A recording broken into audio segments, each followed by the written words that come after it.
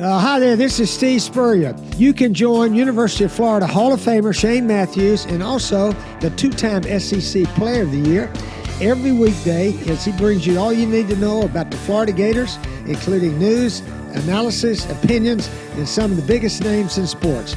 You can find him on Spotify, Apple Podcasts, Google Podcasts, or wherever you listen to your favorite podcasts. Or you can watch him live at 8 a.m. on Facebook, YouTube, or Twitter.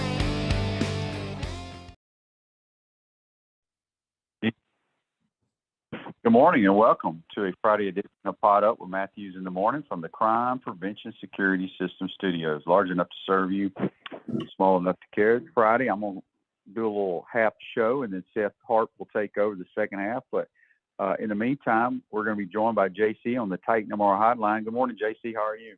Hey, man. Good. Shane, good to hear your voice. Good to have you back for a little bit today before we go into the Super Bowl weekend. Doing well. Getting ready for the big weekend, and got a couple of big news items that came out here just yesterday, and so we got some things to discuss that are interesting, I think. Yeah, for sure. Before we jump into some stuff that happened yesterday, Lady Gator softball will be another successful year, highly ranked. They start today down in Tampa. They play the Boston Lady Terriers. Wow. Hoops tomorrow at home against Vanderbilt, and they have about 6 games left. They got to win them all, in my opinion, to have any sniff at the tournament, and then possibly win a game in Nashville or what have you. Also, we can talk Hall of Fame. The NFL selected their Hall of Fame members for this class, and we'll talk Super Bowl for sure. But JC, I think the big news yesterday coming out was OU and Texas will be joining the conference earlier than anticipated. Yeah, at least a year earlier. The fear was they'd have to wait until the season, the 2025 season. So that means that we get them rolling into this conference, and they'll redo a lot of things with scheduling and so forth. Not this upcoming season, but the season after. The deal means that they have to come out of pocket $100 million. So $50 million to Texas, $50 million gets billed to Oklahoma, plus they also have to pay Fox for those rights to that game that they played in Dallas every year, the Red River rivalry. Those rights are separate from the media deal rights that they've got to settle with the Big 12. So they've got one more season in the Big 12. $100 million later, they'll come and play in the SEC in 2024. That is 1 year before we expected them to come, which is good because it's patently ridiculous that they would have to play 2 more seasons in the Big 12. The Big 12 has already expanded with 4 more teams: UCF, Houston, BYU, and Cincinnati. So the Big 12 has filled their voids and their gaps. Oklahoma and Texas can then become part of this conference. We can get the games that we want. We can get potentially 9 games in the conference, which I think is an absolute must now. And the big question will be to determine whether or not the SEC stays with their divisions, East and West, because you're adding 2 Western teams. You would have to compensate by putting 2 teams in the East if you stayed with divisions. I don't think that's the route they're going to take. No, the divisions are gone. Now you just got to figure out the scheduling. Yeah. Right. So there'll be a lot of people upset whenever they do all that. But, it is what it is. It's out of our control. We got a couple of Facebook Lives brought to you by Meldon Law. Dan wants an XFL update. Training camp has ended. All the rosters have been set at 51. And there's nothing worse than when you have to cut 25 players or what have you. It's awful feeling. And I've been there. I've been cut many times. It's just not fun.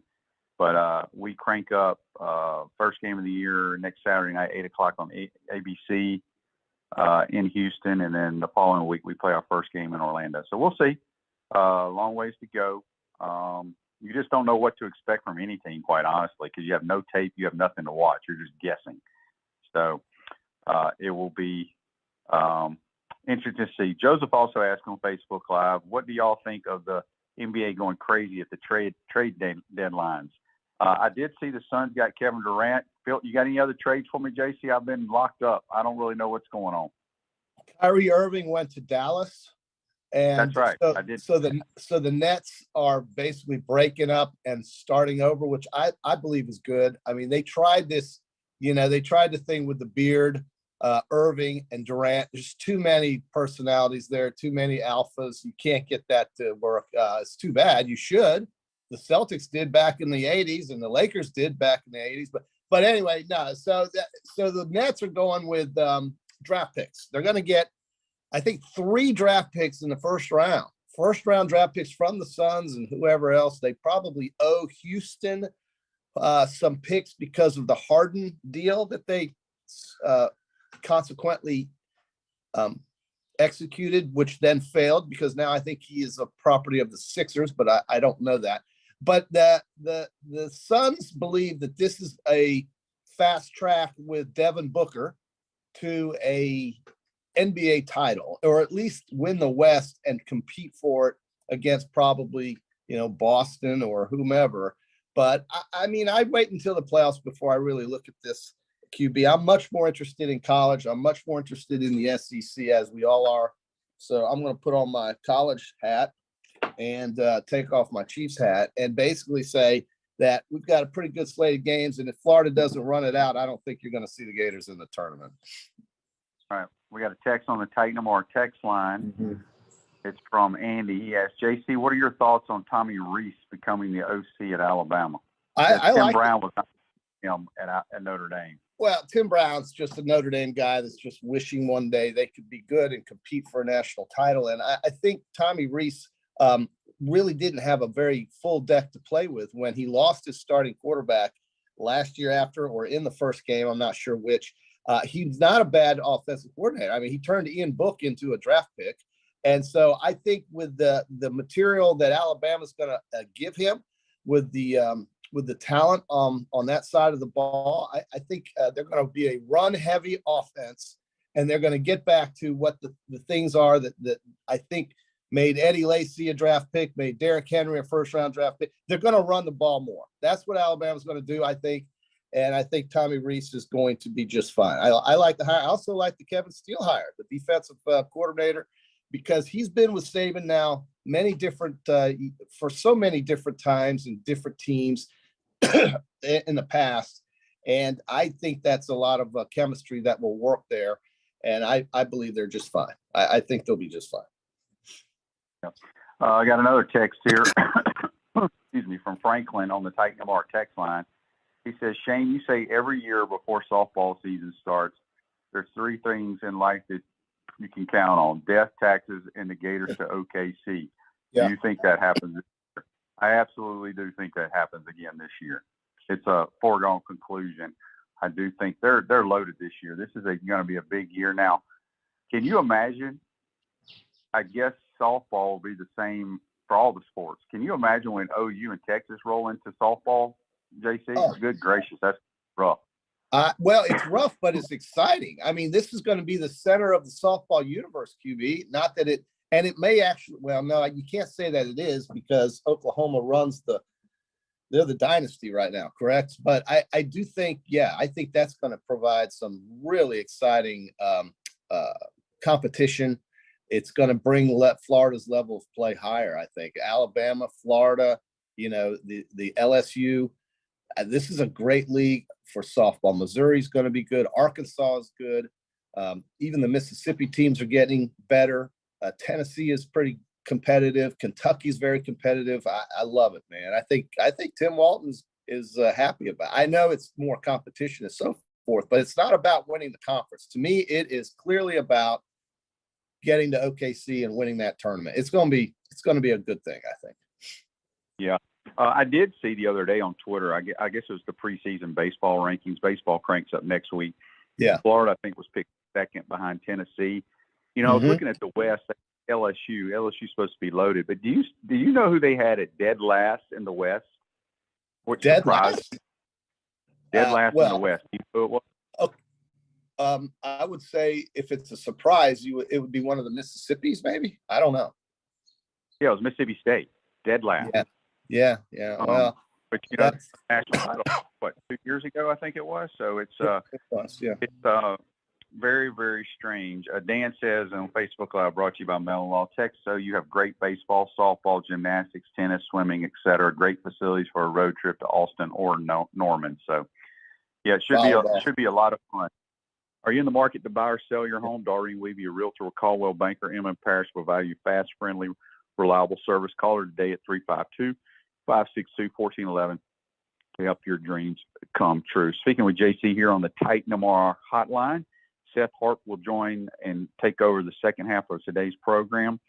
In the meantime, I believe tonight at Spurrier's, Coach Spurrier gets a road named after him there at Celebration Point, Spurrier's Way. So around 5:30ish, if you want to head out there and let the head ball coach shake your hand, sign autographs, kiss babies, and all that stuff, he will be out there getting a road or street named after him this evening. JC, the NFL Hall of Fame has their inductees for this year. Anything surprise you there? QB, honestly, I didn't even look. I didn't even look because I'm just thinking about the game. I'm sorry. I mean, not really. Who were the inductees? I'm sorry, I didn't know. Zach Thomas from the Dolphins got in. I did see that. Ken Riley, old Cincinnati Bengals guy, got in. I think Joe Thomas, who deserved, big offensive lineman who played forever, got in. Fred Taylor did not get in.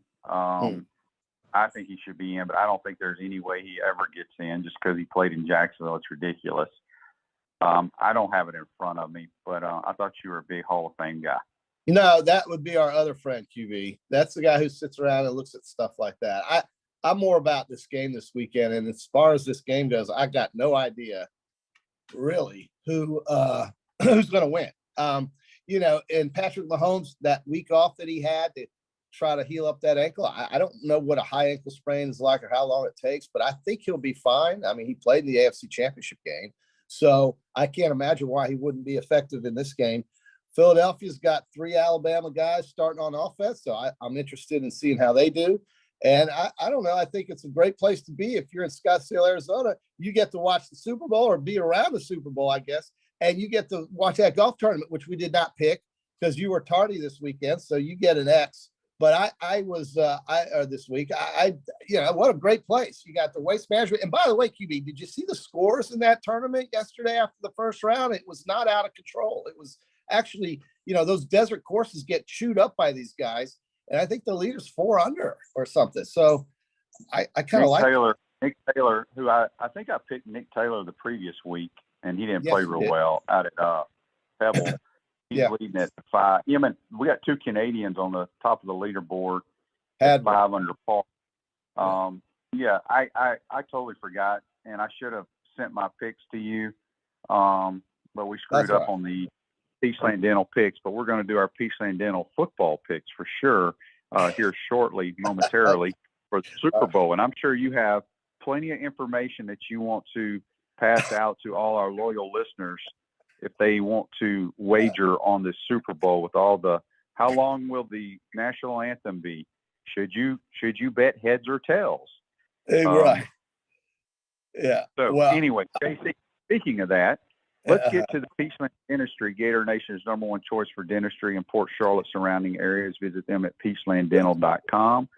JC and I will now do our Super Bowl picks. I will pick the game. You can pick all those silly prop bets.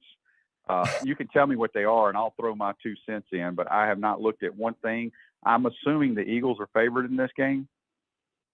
The Eagles are currently a 1.5 point favorite, which would basically mean if you take the Chiefs, just take the money line and get a little bit of a better odds. So essentially, if you take the Chiefs, you get 1.5 points, 1.5 points. It means you don't have to win the game. If they lose by 1, you win the bet. But that's kind of a thread the needle scenario. So you pretty much say, okay, if I take the Chiefs, I'll get 20% more than what I bet. That means that at plus 120, if you put $100 or $10 on the Chiefs, you get 12 if they win. All right. So the odds are a little better, but the best bet for me on the board as a prop bet, meaning proposition wagers, not on the game necessarily, not the winner or loser or the number of points scored, In this case, my favorite prop bet is not that eccentric. It's just simply Travis Kelce having more than 7 catches. So I'm taking Travis Kelce over 7.5 receptions in this game. And I think the even easier bet would be taking the over on that than maybe on the game. So I that's my favorite prop bet, but there's many of them. The other one I like is Patrick Mahomes to pass for more than 294 yards. That's another one I like. I think the Chiefs are going to go up and down the field. I think the Eagles are as well. I could be absolutely, totally wrong about this, but I would tend to go over these yardage numbers as opposed to under, and I would tend to say Travis Kelce gets more than 7 catches than less than 7 catches. Okay. Back to that, I'm going to read a couple of Facebook Lives brought to you by Mel and Law. Dan says, what one of the wagers is, what color will Rihanna's hair be? Alan says here on Facebook Live, brought to you by Mel, Eric Rett was a real strong workhorse for both UF and the Bucks, but in raw talent, Fred Taylor had the moves that were immediately game changers. Alan, I've said from ever since I became a Gator, and Emmett was here then, the best running back, in my opinion, that I've ever seen play at the University of Florida was Fred Taylor. Yeah. He was big, explosive, fast, just unbelievable. And if you look at his stats, he should be in the NFL Hall of Fame. There's no question about that. Greg says Philly has the number 1 passing defense and Casey has the number 1 passing offense. Look, it's going to be hard for them to stop the Chiefs. I'm telling you right now. It is. I said it a few years ago, JC, and y'all laughed at me, and you probably will laugh at me for the next 20 years as long as we're alive. Probably. And I think Pat Mahomes will go to more Super Bowls than Tom Brady. I didn't say he'd win more, but he's already going to his 3rd, right? In 4 years as a starter. Yeah. So he could have gone like 4 out of 4. So I think he's remarkable, and it should be a heck of a game. Having said that, I do like Kelce over that, but you got to think that the Eagles are going to say, you know what, he's their best offensive weapon right now. Do we double him and just force him to throw it elsewhere? Everybody tries to double that guy. Not everybody doubles him. Not everybody does. Let me ask you this: why wouldn't they? I mean, the guy's always open. They find a way. When Patrick Mahomes is running around out there, everything breaks down, and then it becomes backyard football, and somehow the ball finds Travis Kelce. Here's another one for you. How about Kadarius Toney, the former Gator, 23 receiving yards? Now, if he's healthy and is running around free, that's got to go over too, because I look for playmakers. Andy Reid is not going to be conservative in this game. He never is. Why would you think he's not going to have? You can win that bet in 1 minute, in one play, 23 yards. Well, but he hasn't had a lot of catches this year. True, but they're using him, I think, more in the playoffs than you've seen during the season. And when he was healthy, they threw. He was a primary target, and then he hurt himself in the. I guess it was the first. Was it their first or second playoff game? Either way, here's another one for you. The Gatorade colors have typically been orange and blue. A lot of orange, a lot of blue. Orange seems to be the favorite Gatorade color. So the Eagles dumped yellow Gatorade on Doug Peterson when they won their only Super Bowl. Don't know how that happened, but that is part of Gatorade dump history lore. And so I'm going to go with blue, and you get 4-1 odds. 4-1 odds if blue Gatorade gets thrown over Andy Reid or Nick Sirianni in the Super Bowl. What color? What are the odds for purple? I don't know. I'm just looking at what this I don't see purple QB. I don't see it, but I see blue at plus 400, so I'm going with that. Orange is all right. Howard asked on Facebook Live. You can chime in on this, JC. He says, QB, what do you think the biggest reason Tampa won't give Trask a shot to start, as they are cap heavy? I'll tell you why. Who's your pick on the OC? My answer to that question, well, he asked you, so you answer it, QB. Well, I don't know the reason. I have no idea. But what's they're not going to give him a chance, in my opinion, because in 2 years, he only put on a uniform on a Sunday afternoon one time, and that was this year in the final regular season game against the Falcons. That to me makes no sense. That means to me they don't have, you're not in their plans. I could be wrong. I think the world of that kid. I think he'll be a backup in the NFL for a long time. I don't think they're ever going to give him a chance to start personally. Yeah. I mean, maybe you can correct me here if this is wrong to say, but I think the league is seriously moving toward the mobile quarterback, the guy that runs. And that's what these teams seem to draft. That's what these teams seem to win with. And guys who are just pure pocket drop back, 7-step, 5-step, 3-step, whatever it is, and deliver are good are playing if they're really, really good.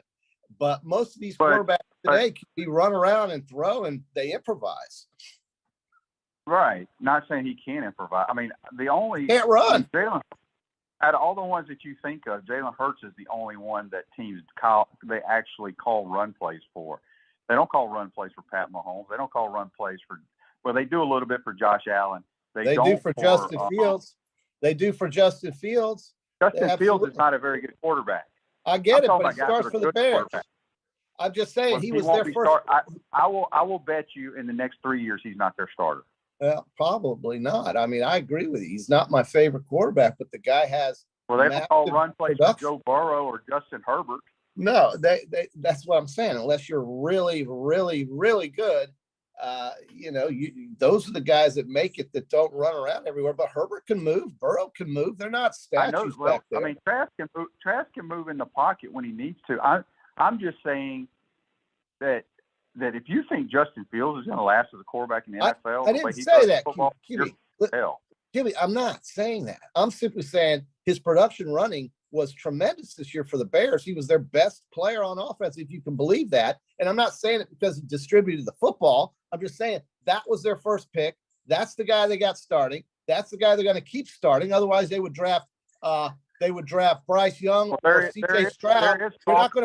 There is talk about them drafting a quarterback because if you go look at him throwing the football, he goes 13 of 27 for 124 yards. But then he has 85 yards rushing. And everybody looks at his rushing yards or his highlights of running the football, and that's what gets people excited. You cannot win in the National Football League doing that. No, well, and they don't win. The Bears don't win, but it's a lot more than him. I mean, he's getting murdered out there, and I'm not defending him, dude. I remember, he does not know how to play quarterback. I will go to my grave saying, and I said it when he went in the league, he cannot last in that league because he cannot throw the football. I'm not trying to argue with you on this. I'm just simply saying that that's the kind of quarterback I think people are drafting these days. Maybe that's what the Bears will get away from and go with a C.J. Stroud or a Bryce Young.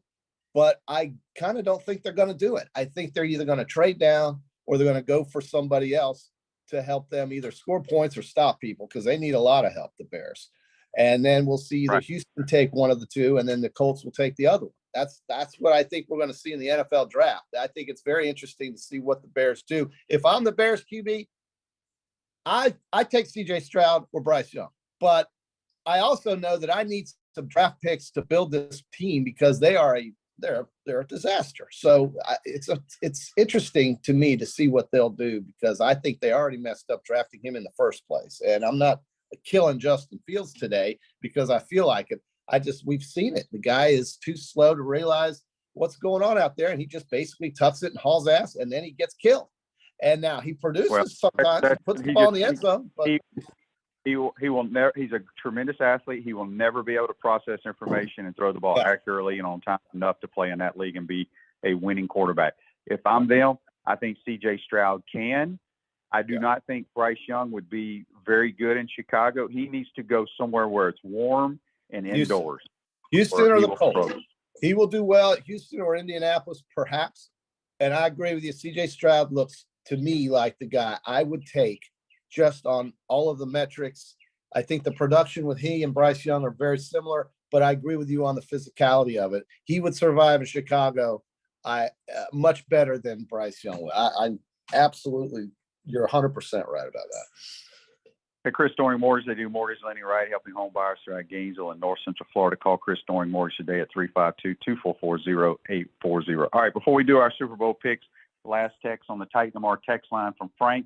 He says, with the rise of the Georgia Bulldogs and the advent of NIL, I think Nick Saban has reached the zenith of his career and is looking at less than stellar results here on out. I don't see any more national titles under Nick Saban for Alabama. Yeah. Well, I don't know if whoever sent you that saw the recruiting class that Nick signed. It just happened to be his greatest ever, based on ratings. We'll see how it transpires. But when you sign 9 5-stars, there's a good probability that at least half of them are going to pan out.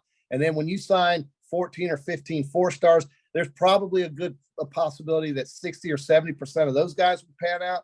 So if you want to bury Alabama, feel free to do it at your own risk. But it's not a smart thing to do, because they've been trying to do that to him ever since Johnny Manziel beat him. And then he went 4 weeks later to win the national title with a little help from the great Iowa State Cyclones. But I will tell you that, Georgia is right now the king. But if I'm Georgia, I keep the pedal down, because people are chasing you now. It's a whole different outlook. You got to be all right, JC. Real quick, we got to go to break, and then Seth has to take over the program. Okay. Peachland Dental picks.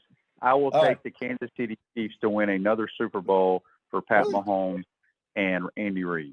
Yeah, I love that. I got my Chiefs hat on, but I'm going to probably root for the Eagles, because I love Devontae Smith, Jalen Hurts, and Landon Dickerson. So go fly, Eagles, fly. I'll take the Eagles.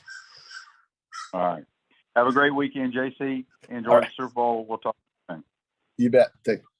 We want to take this moment to thank our sponsors who keep the show going and pay the bills. Our premium sponsors are Crime Prevention Security Systems, large enough to serve you, small enough to care.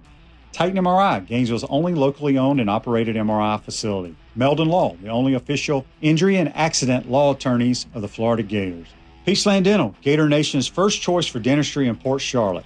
Comfort Temp, comfort is our business, peace of mind is our promise. Campus USA Credit Union. QC Kinetics, live pain-free with QC Kinetics. Dave & Buster's, eat, drink, play, and watch. Our gridiron sponsors are Auto ER, UF Bookstores, Celebration Point Town Center, Chris Doring Mortgage, Silverback Concrete Co., Ruse Ogre State Farm Insurance, Doreen Wibby, Realtor Caldwell Banker, MM Parish. Our touchdown sponsors are Adams Ribs, Gator Dominoes, Celebrate Primary Care, Gator Bait Media, Okido America, Style Cuts, Ironwood Golf Course. We want to take this moment to thank our sponsors who keep the show going and pay the bills. Our premium sponsors are Crime Prevention Security Systems, large enough to serve you, small enough to care. Titan MRI, Gainesville's only locally owned and operated MRI facility. Meldon Law, the only official injury and accident law attorneys of the Florida Gators. Peachland Dental, Gator Nation's first choice for dentistry in Port Charlotte. Comfort Temp, comfort is our business, peace of mind is our promise. Campus USA Credit Union. QC Kinetics, live pain-free with QC Kinetics. Dave & Buster's, eat, drink, play, and watch. Our gridiron sponsors are Auto ER, UF Bookstores, Celebration Point Town Center, Chris Doring Mortgage, Silverback Concrete Co., Ruse Ogre State Farm Insurance, Doreen Wibby, Realtor Caldwell Banker, MM Parish. Our touchdown sponsors are Adams Ribs, Gator Dominoes, Celebrate Primary Care, Gator Bait Media, Okido America, Style Cuts, Ironwood Golf Course, Big Mills Cheesesteak, McDonald's of Gainesville, 84 Lumber, Tropical Smoothie Cafe, Aver and Smith, Dowling Signs, Baker's Sporting Goods, Silver Q Billiards and Sports Bar. If you're interested in promoting your business on the show, call Freddie at 352-284-3733. If you like what we're doing here, make sure to follow us and support the businesses that support us. Calling Gator Nation. You're invited to be part of Gator history on Friday, February 10th for the official dedication of Steve Spurrier Way at Celebration Point Promenade in front of Spurrier's Gridiron Grill. Lots of dignitaries and press will be on hand to witness this historic event. And it's open to all who bleed orange and blue. It's the grand unveiling of Steve Spurrier Way. It's all happening Friday, February 10th from 5:30 to 6:15 at Spurrier's Gridiron Grill in Celebration Point. I'm about to. There you go. You want to go on here, Buck? Hey, everybody. How's everybody doing? Hey, Seth Harp everybody. sliding in. How about this? Oh, let me mute this thing. Shame on me. Bouncing all over the place with my audio. I was listening to you and Shane. Yeah. Spirited discussion against Seth Harp on Sports, of course. JC hanging out with us today for the last half hour. Pinch hitting is I won't be flying solo. I know I can talk to myself for hours, but nobody wants any part of that. I'll help. We're here together, buddy. We're here together. I got my friend Buckeye sitting back here. He's too shy to come up on the screen. He's a big Ohio State fan. He loves Justin Fields, who I just argued with Shane about, but I didn't really argue. I agreed with Shane. But Buckeye thinks Justin Fields is great. Of course, he went to Ohio State. He thinks C.J. Stroud is great. He went to Ohio State. He thinks Archie Griffin is great. He went to Ohio State. He thinks Eddie George is great. He went to Ohio State. So anyway, go ahead, All sir. right. Well, I think Justin Fields is going to be and end up being okay, but that's a different discussion for a different time and a different planet. You guys obviously lit that up. Hall of Fame. And I know you guys dabbled in on this with Fred Taylor. And I went through and crunched the numbers here. Of course, Rondé Barber, DeMarcus Ware, Darrell Revis, Zach Thomas, and Joe Thomas all in. Okay, so those are your five. It's the first time since the merger that 4 defensive players have gone in. Wow. Okay. So how about that? 53 years since 4 defensive players have gone in. And what it was is in the Hall of Fame is so much more of it. It's the DMV, right? You have to wait your turn.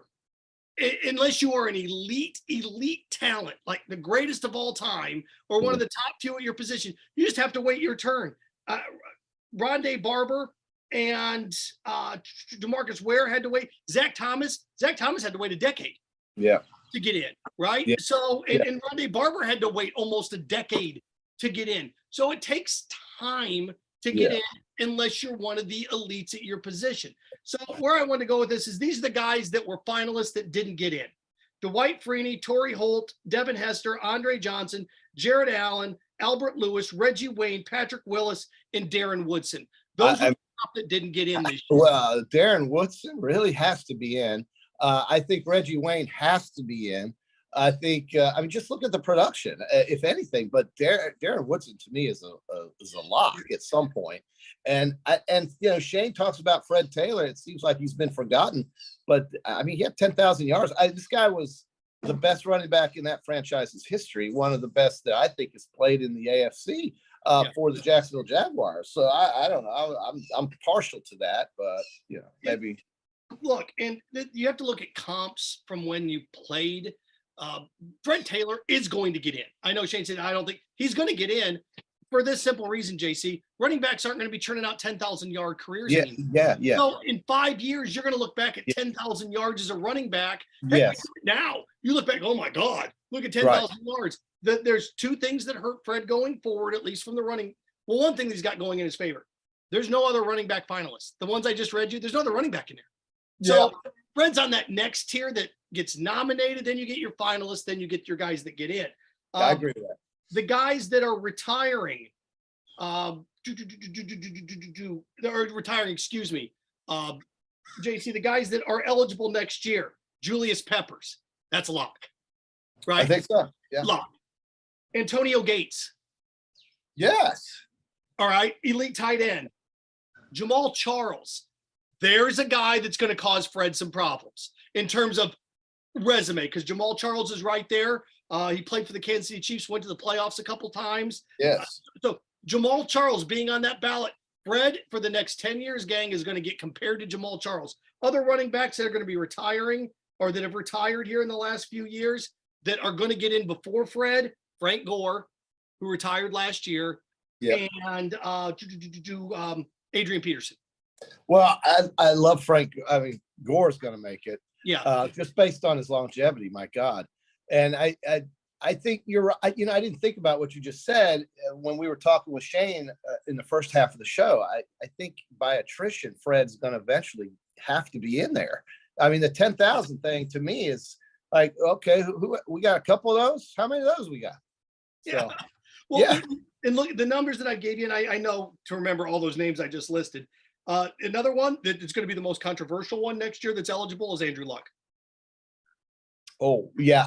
That's a tough one there. I'm not sure. Remember, we got to keep the Hall of Fame famous. Right? I know. We can't just let it be a reward ceremony just because you were kind of good a few times in the NFL. You got to be like, this is the top of the top. This is the 1% of the 1%. Whatever I'm trying to say is that this is not something you just walk into, obviously. So I don't know about Andrew Luck. I'm not sure about that. But I do think that, because his career ended somewhat prematurely, he just kind of walked away from it, and that was okay for him. He's got to live in that body of his, right, Seth? So it was tough for him to continue physically. Just was taking too much abuse. So it's an interesting discussion, but really, I kind of diverted away from it because I wasn't as well versed on it, obviously, as you are, and I was just looking at some of these Super Bowl props and the game itself. I picked the Eagles. But I love Kansas City. I love the city. I love the team. I think the coach is fantastic. The quarterback. What's not to like about Kansas City? The fan base. It's a fabulous place to go watch football. It's a fabulous place to experience the day or the weekend, I should say. Their fan base travels as well as anybody, and they don't get the same credit that the Bill Mafia gets, that the Packers get, that the Browns get, or the Raider fans. The Chief fans are just as passionate, and they travel just as well as any of those other teams I just mentioned. Kansas City's great. The only reason I'm taking Philadelphia is with my 3 Bama guys. Other than that, go KC. It's really kind of, I don't give a crud about the game. I really don't care. I mean, I just hope it's a good game. To me, there are 3 places in the NFL that give you, because remember, college stadiums are a lot bigger than NFL stadiums. Yes. Dominantly, right? So there's 3 places in the NFL that I feel that give you a college game day, 100,000 seat, whether it's Penn State, Happy Valley, the Shoe, whether it's A&M, just the atmosphere. Tuscaloosa, it's Seattle, Buffalo, Seattle. Kansas City. Oh, that's Seattle, good. Buffalo, I think you got to throw, Seth, I think you could add Green Bay just of the overall experience. Small town, the whole place is green and gold. You cannot go anywhere without looking at Packer stuff. And it's a passionate fan base that will die to their grave loving their Packers. That's fair. That's fair to add them in there too. Yeah. So, and if the Cowboys ever get it together, the Cowboy fans and the Cowboy Nation is phenomenal. The San Francisco 49ers follow their team cross country as well as anybody. So I guess you could say anybody who wins, right? But even when they lose, you still see these guys travel everywhere. And I think Kansas City is right up there with them. Let's go. A Facebook Live question brought to you by Meldon Law, the only official injury law firm partner of the Florida Gators. Joseph writes in, he's like, Seth, read the comments and interact with us. Okay. Andrew Luck will not make the Hall of Fame. Nah. All right. Those guys aren't voting for him. He basically just quit. Well, under that logic, then you can go back and through and look at a lot of guys that just quit. Dick Vermeil as a coach quit. He's in the Hall of Fame. Tony Dungy just up and quit. He said, I'm done. So I know it's coaches opposed to players. Andrew Luck, to me, when it comes to this, JC, is a prime example. If you are the Colts organization, right? This is a guy that grew up there, stumbled into success with Peyton Manning. You could make a case before Peyton Manning got there that they were the worst organization in all of professional sports. They're awful. They were absolutely terrible. I'm trying even to think of a comp of today in sports that would even be close to that. It was just dreadful, awful. I mean, you look at over the year, I guess the Browns have kind of figured it out a little bit. I think Washington's a disaster. That'd be the closest comp today. It's a disaster. So the problem was, Peyton Manning got there and they put all the money on offense. Peyton Manning let him do a Super Bowl, only one with all that talent. And then Andrew Luck comes in. They don't draft offensive linemen. They don't draft anybody around him. He inherits, he had T.Y. Hilton and he had Reggie Wayne there for a little bit, but those were Peyton's guys on the way out. And Andrew Luck would sit there, press conference after press conference after press conference. He'd get sacked 6 times. And he'd be like, well, I need to play better. I need to do my job. This is a prime example for every athlete out there that if you're in a situation, publicly, you can wear that, but privately, you need to go into the front office and say, hey, listen here, I'm not going to lose my career because you're not surrounding me with people. All right. You got to either draft some offensive linemen or trade me. Yeah. Because these guys that sit there and say, I admire people that keep their mouth shut, stick their head down.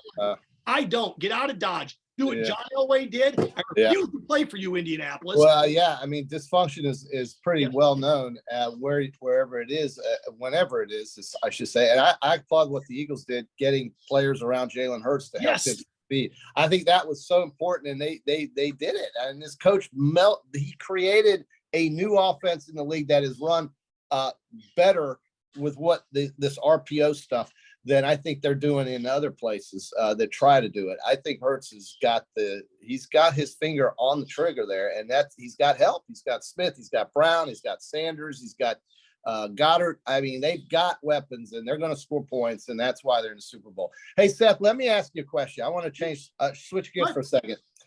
We've got news yesterday that Texas and Oklahoma are going to join the SEC in 2024. That is so nice. I'm excited about that because I'm so kind of like, what are they doing? Waiting till 25. Anyway, $50 million from each team plus a little extra for the Fox game that they're going to be surrendering at the Red River rivalry. I know the Texas fan base loves the idea that perhaps, just maybe, we're not going to have to play the Red River rivalry at 11 o'clock in the morning in Dallas now because it won't be on that crap-ass big noon game that Fox likes.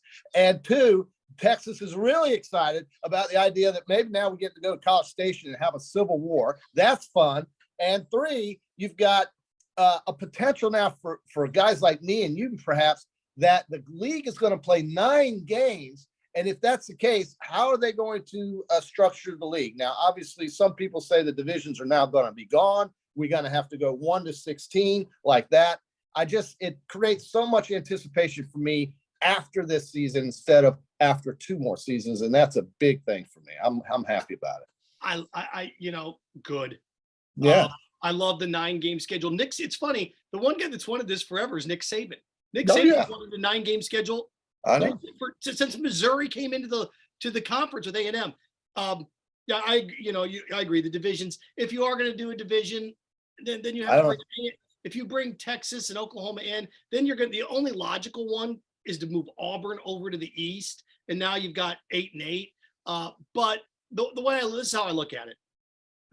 What this should do, that 9th game in the debate, okay, 9 games, I'm going to get 5 and you're going to get 4. I'm going to get 4 and you're going to get 5 in terms of home games. This is a great example, although it's going to go away after this year, to allow 1 neutral site game a year interconference, because you have Oklahoma, Texas, Red River rivalry at the old Cotton Bowl. Of course, Florida, Georgia, in Jacksonville, which is going to go away because they're going to renovate that stadium. So Gator fans, Dog fans, in 2 years, that's going to be a home and home for at least 2 years.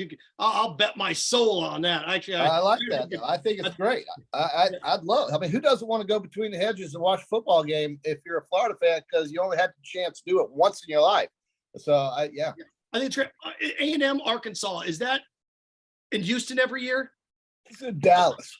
They play out the Cowboys. I knew that was a neutral site game. In Dallas.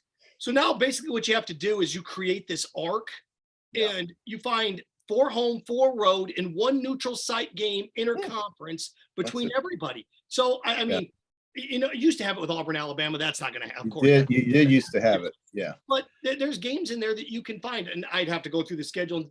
Who would Tennessee's be? Who would Tennessee's neutral site game be? Who would South Carolina's neutral site game be? And look, it's going to get weird in there when you get to like Vanderbilt and Mississippi State to find that neutral site game. But that's how I think JC, with the 9th game, you balance it out across the board. Well, you could play Mississippi State and Ole Miss can play in Jackson, although that stadium is so obsolete, but it does hold 60-some-odd thousand. But this whole concept of that neutral site game is interesting. I have never heard that yet. You brought it up for the first time that I've heard it. It's very interesting. There are plenty of neutral site games currently underway. I don't know how that's going to work. And this is not trying to split the atom here. We're not, this is going to be solved. It should be. It should not be that difficult. And you know what? Look, if you play 5 at home and 4 on the road one year, you get 5 at home the next year and 4 on the road the year after that. I mean, it's just, this is the way of things. And to me, the reason why 9 games is important is because now with so many teams, you have to have that interaction with the other schools. I can't remember, and I don't know if Georgia has played in College Station since they did the divisions with A&M and Missouri. And I know they were scheduled to play in College Station the year of COVID, but then we had to change everything and go to 10 games. So they were scheduled to play in there, but they haven't. So, I mean, Florida's played there 4 times. It doesn't make sense to me. They have to get away from the 8-game schedule. They have to get away from the Ball State games and the Western Carolina games. I know Shane says we got to keep those games. I think that's baloney. Let them, if they need to make money, figure it out. I just think that you've got to get more conference games. So 9 makes sense to me now that you have 16 teams in 24. Yeah. The revenue, there's too much money that you're leaving. There's too much. By not doing it. And it's funny because I went to Western Michigan University. So it's always funny when people say, well, we got to play those programs. Well, what are you handing out charity for? Well, the people who suffer, the ones paying for it. The season ticket holders are forced to buy that game. And that's not a game that most fans, now some don't mind it because it gives them a chance to take some family to the game that otherwise wouldn't be going and blah, blah, blah, blah, blah. To me, it's a waste of time. It is a waste of resources. It puts people in harm's way with potential injury. It's just not the thing that I sit around thinking about. Who are our division, who are our lesser division teams coming to the Swamp this year? Oh man, I can't wait to watch that Chattanooga game. And that's just not how it works. Come on, let's just move on. Let's move on and let's do it the way they do it in the Big 12. Let's do it that way and get these conference games underway. And I think it makes sense. It's a tough concept for people to remember. But just 20 years ago, we had one game on at night on ESPN at 8 p.m. Yeah. And, now there are 10 games on TV at 8 p.m. on a Saturday night. The minute we went to conference networks, those Dingleberry first 4-week games, those, hey, let's get everybody fired up and win 65-6. Those games became dead. You start jacking up ticket prices. I'm not going to drop $200 to bring my lady and my kids to a game and watch you skull drag some major conference. Yeah, it's such a superiority complex. I can feel good drilling somebody. Yeah, it's got to be more than the pregame, postgame activity. That's a large part of it, but there is something going on in between the lines, man. We got to make sure that's why we're still going to these things. Otherwise, we can throw a party every weekend at the O'Dome parking lot if we want to and just get drunk. I mean, let's have something to actually watch. And I think they're trying. I mean, look, Alabama's going to play Texas this year. Florida's going to play at Utah. That's a great home and home thing. I think that's what we should have. And so you're going to have a lot of these games that have already been scheduled that I still think are going to stay on the schedule. They'll work it out. Like I said, this is not sending a man to the moon. We got to figure it out, and they will. And that's why, and I still think there's plenty of time to do it. We still got one more season of this current system until we go to the 12 teams. And then when we go to 12 teams, it is a natural fit that the Big 12 has its teams with Cincinnati, Houston, BYU, and the other one, and UCF. And that we have these 16 teams in the SEC, and eventually Southern Cal and UCLA are going to be in the Big 10, right? Yeah. So that's important. Now, ACC is the biggest loser here because they can't figure out they mortgage their future with that grant of rights deal that basically goes to 2035. I mean, my God, can you imagine losing your rights to media until 2035? Whoever wrote that deal has to explain himself because he's fine with it when he was there. Swafford, I think his name was Jim Swafford. He's gone now, and the ACC is going to suffer. I'm telling you, they are. That's trouble. That's trouble for them. In the ever glowing, they need Notre Dame. Yeah, I got two more things on what you just said, but I want to get this in right now. Yeah. Of course, Seth Harp, JC, with you here via the Titan MRI hotline. There you go. And again, I look at a couple other things too. Again, you can fire off your Facebook Live questions to us, courtesy of Melton Law, the only official law firm partner of the Florida Gators. History shows us this, is that the Big Ten doesn't sit still either. The SEC obviously doesn't sit still. And, you mentioned the ACC. The Big Ten's now at 16, right? With the addition of USC and UCLA coming in, they'll be at 16. The SEC, correct, is approaching that. Yeah. Or is going to be there. The Big 12 will be 12 again. Right. And, I was talking about this yesterday with Brett Beard. that the Pac-12 is targeting San Diego State and SMU. And it's not because of the quality of the program. It's because San Diego State gives them the LA market back with San Diego and LA, and SMU gives them the Dallas market. It's all about Missouri wasn't added because of their tradition-rich football. It was added so you get your fingers on, get your hands on Kansas City and St. Louis. So as I look at other things, and this is one of these things, it's the next, JC, you ready for this one? Here's the next one that's going to fall. Okay. The Big Ten is going to come and take Georgia Tech away from the ACC because the Big Ten forever has wanted their hands on Atlanta. They don't have the Atlanta media market. It's a top 10 media market. Somebody's going to be in the Big Ten in a decade. Well, someone's going to have to write a pretty darn big check. Yeah. Well, they're going to be paying, each team's going to get $100 million payout in the next 4 years when USC and UCLA comes, because now they're going to add the 10 million people in LA in that metro. They can their TV deals are going to go up even more. So when you go around to each Big Ten team and say, hey, you can make an extra $9 million a year if you give me $8 million this year. Yeah. And we're going to buy out at Georgia Tech, and Georgia Tech's coming. And the other one that will eventually end up in the Big Ten is TCU. Yeah, I just, Seth, the natural fit and the obvious fit is Notre Dame. And I can't understand why the Big Ten either doesn't want them or they don't want to join. And it is, I know Notre Dame can self-fund. That's true. But eventually, I think they're showing a lack of vision for the future.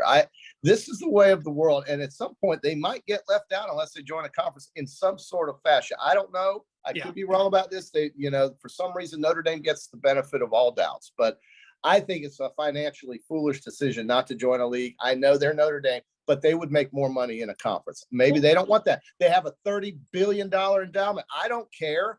So does Harvard. They don't use it for anything. Notre Dame's not going to use it for anything. It's just another subject at the cocktail party for the provost at Notre Dame or the people at Notre Dame to talk to with the people at Northwestern. So to me, are we going to do this right or wrong? You know what Notre Dame is? Notre Dame is the very rich friend that everybody wants to hang around because they want their money. And look, this is just it. And you could do this if you're college football and say, hey, you have to be in a conference to make the college football playoff. You could do that if you want to. But then again, why? And then to ask you why. The Notre Dame television contract is everything. Although that money now it's not going to pay as well as it's starting to change, right? And when you're talking about the Big Ten payouts in 3 years are going to be $100 million per team, and Notre Dame's making $40 million on the TV network. It eventually becomes a financial thing. And, they want to continue to play Navy every year. They want to continue to play USC every year. That's a school that prides themselves on their traditions. They already kicked Michigan State, and Purdue to the curb. So let me ask, you're right about that. But, is playing Stanford better than playing Ohio State, or is playing Stanford better than playing Michigan? Now I guess they do play Michigan sometimes, or Michigan State. But on a consistent home-and-home basis, I can't see the value in playing Stanford every year or Navy. I know it made sense in the 40s. I know it made sense in the 50s, but Navy is not a factor in anything in college football anymore. Okay. It's not important. So come on. I can tell you why they do that. I can tell you why they do both of those things. One, they play Stanford every year. The Notre Dame's last game of the year is always on the West Coast, whether it's a USC or Stanford, they rotate every year. And that's because they can recruit out in California following Thanksgiving. That's why they stay out there. And the reason they play Navy is Navy's the one that kept them afloat during World War II because Notre Dame had run out of money. So that's why they continue to play. The Navy saved Notre Dame its football program in the 30s and 40s. But the landscape changes. You're right. It changes, and eventually they're going to get to a point where they're going to have to. But you also sit here and you wonder, do we ever get, the Longhorn Network didn't work. Do we ever get to a point where certain schools are so powerful that they branch off again? Because it always, the only constant you're going to coming up here is change. So but I think these leagues with the TV money that ESPN is still playing, and Disney owns ESPN, and I'll just kind of circle around this quickly. Disney's what's funding this. Disney is going to at some point either spin off ESPN or keep it. There's talk that they might spin it off, and that could change a lot of things. Until things are inked on paper, these contracts are they're crazy. I mean, the fact that Vanderbilt University, with nothing contributed to football, is going to get $90 million, which is the same as Florida, Alabama, LSU. So I don't see that as being a smart business deal for the league or for the networks. But this is the route they're going. We'll see. Yeah, Vandy's only in it because they want to keep the Nashville market. That's the only reason they're in it. Nobody in Nashville watches Vanderbilt football, Seth. It doesn't matter if they watch it. It matters where you can put the television networks in the networks into home. Okay, that's fine. But if the sets aren't on, the LA market is big, but nobody watches UCLA football. I know that they don't. No, but it doesn't matter. Watch that crap. They can get the network inside of the cable packages. Rutgers is in the Big Ten, not because they're good, it's because of 11 million people. Really quick, I know we got to wrap up here. Okay. This day in sports history brought to you by Comfort Temp. Comfort Temp. Comfort is our business. Peace of mind, the promise. Give a Comfort Temp heating and air a call, 352-376-2366. JC, 103 years ago today, Major League Baseball outlawed the spitball. 103 years ago today, they outlawed the spitball. How about that? Gator baseball starts a week from tonight. Yeah, I like Gator baseball. I love college baseball. I think the case is they're going to eventually expand the scholarships to something like 2021 from 11.5 or whatever. I think that's a must. Everybody loves college baseball. Not one person that I've ever talked to says, "Oh, I don't like college baseball." They'll watch it. They'll watch it if it's interesting, and it's cool to watch. The College World Series is one of the best sporting events in the country. So I hope that they fund this. They get more scholarships available to that sport. And Florida is a factor in college baseball. That gives fans around here something to really look forward to, is to bridge the time between now and August. Hard to believe it's been 5 years since they went. And softball. Yeah, it is hard to believe. But I think O'Sullivan's a very good coach. I think he's going to do fine here. All right, there you go. Hey, all right. Enjoy. Who do you got? Who do you got? So we're taking the Chiefs or the Eagles? What? You're the Chiefs guy, obviously. You got it. I mean, there's the helmets right back there. Patrick, numbers don't lie. Patrick Mahomes 7-1 in his career against the NFL's number one defense. He's playing the number one defense this weekend. I think the Chiefs win 27-23. Okay, I'm going to go 33-30, something like that. There you go. Everybody, enjoy your weekend. Enjoy Super Bowl weekend. Have a lot of fun. I know I'm going to. So, JC, as always, thanks to Shane and everybody here for a great week. Thanks for helping out. And you guys have a great weekend. Okay, thanks, Seth. Good job, buddy.